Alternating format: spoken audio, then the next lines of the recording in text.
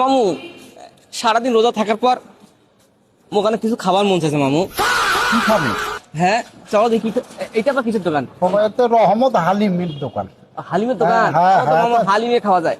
হ্যাঁ, তা ঠিক আছে, চলো খাই, যেহেতু তোমার ইচ্ছা করতেছে চলো। ভাই আমাদেরকে 3 প্লেট হালিম দেন তো।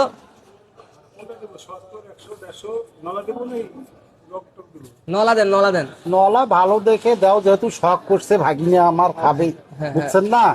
একটু সুন্দর করে দাও, রোজা মাস যেন তোমার হালিম খেয়ে ক্লান্তি দূর হয়।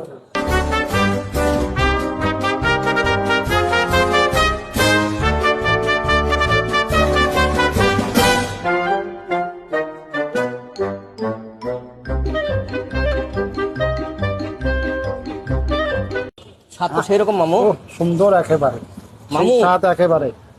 তোমার মামির বাড়িতে যদি একটা পার্সেল করে নেওয়া গেল হয় খুব খুশি হইলে তো মামু। না, রমজান মাস রোজা আছে, ঠিকই আছে, করলে একটা ভালো হয়। যাও, কল কল করে দেখো তোমার তোমার মামিকে। মামিকে একটা ফোন দাও তাহলে, ঠিক আছে? 017। হ্যালো, আরে আমি তো মামুর সাথে আসিয়ে ফাঁসি গেছি। এক হালিমের দোকান আছি, হালিম খাবার বসছি, সেই স্বাদ। তোমার জন্য পার্সেল নিব নাকি?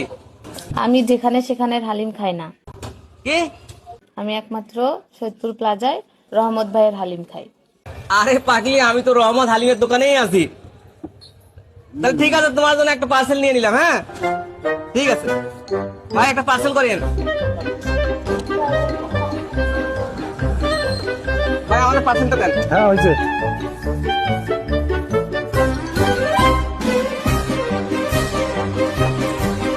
তো কত হয়েছে? আপনার এদিকে হলো 300 আর এখানে 200, 500 টাকা মতো। মোট 500 টাকা। এই যে। রহমতের মাসে আচ্ছা, ঠিক আছে। শান্তি feels the soul my dear. ও, সকাল ভালোই তো হলো। থেকে তারার আলো, মন ভরে ইবাদত ভালো।